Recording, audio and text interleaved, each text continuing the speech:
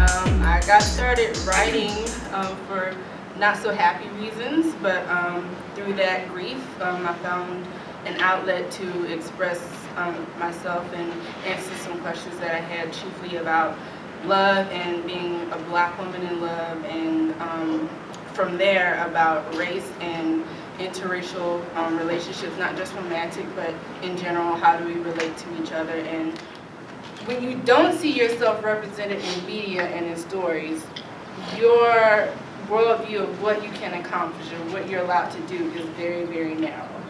So for me, I learned that my platform really is representation matters, and I focus primarily on black women and representation. Whatever your platform is, it remains consistent to who you are, because the moment you try to stand on somebody else's platform is going to crumble under your feet.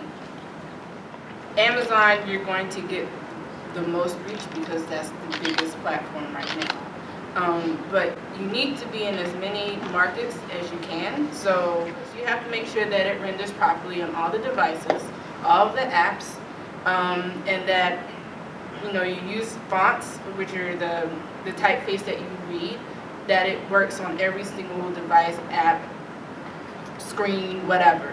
Because the worst thing you want to happen is that you have a book that looks beautiful on a Kindle and hot trash on an iPad. You just don't want to do that.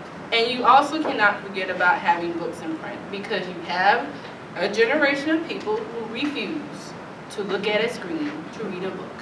Because while ebooks might be easier to get, print books, people want to put it on the shelf. There's an experience putting a book in your hand that you can't get with the phone or with the iPad or with a computer screen.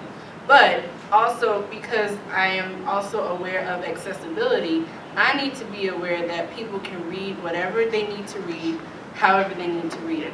So some people can't read books because the print is too small, or they can't hold it, or whatever.